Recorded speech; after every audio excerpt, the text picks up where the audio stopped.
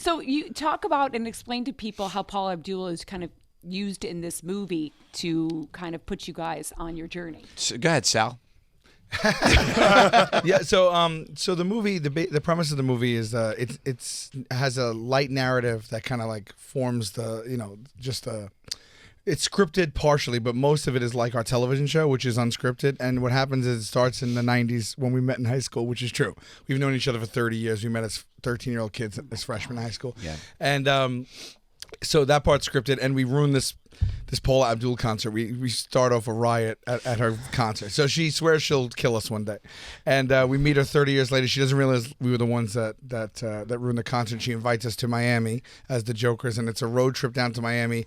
And she only gives us 3 passes, and we got to compete to see, who gets to go in. So that's kind of like the basis of it. Yeah. And we fill the movie with 10 challenges that we're competing to get to this party. So we dip in and out of hidden camera throughout the movie. That's the bulk of the movie. And the cool thing, too, is that there's multiple punishments in the movie. Like a typical episode of Jokers, there's only one punishment at the end, but we have like 5 or 6 punishments throughout the movie. Yeah. Things that we kind of things that we kept on a list for a decade of doing the TV show that were like, well, we can't do this because it's too expensive or it doesn't fit in 22 minutes of TV, and we stuck it all in the movie. That basically is the whole movie. Everything we couldn't do for 9 years. It's our wish list. Oh, it had to be so fun. I mean, one of the fun things to watch about you guys is the way you guys laugh at each other when you're suffering, when the other is suffering. You mean Sal? Yeah, we love laughing at Sal suffering. It just brings me so much joy because it reminds me of you and your friends, and I think that's why it's so relatable. We love to play pranks on our friends or our siblings, and, that's why when we see you guys like busting a nut over someone getting What tortured, videos have you seen? That's Impractical Jokers after dark. That was before Jokers. Now that's Impractical Pokers you're speaking of, and that's just an offshoot that we weren't affiliated with. I'm going to say, you know what, Jen? I want to say, like, you have that thing in front of you that says, like, we don't want to give away spoilers for the movie and everything.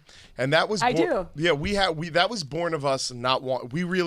Most people, when they make trailers... They put the best stuff in the trailers to get people to go see the movie.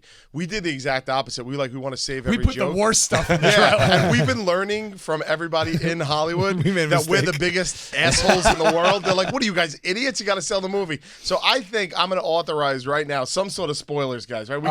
You got to give Jenny McCarthy one spoiler. We can't come in here and have her have a gag order. We can't disrespect Jenny McCarthy. Walk in here with 0 spoilers. All right, how about this? I want the best one. I want the best spoiler. Okay, one of them, because they're all There's a lot, actually. You have to give but maybe.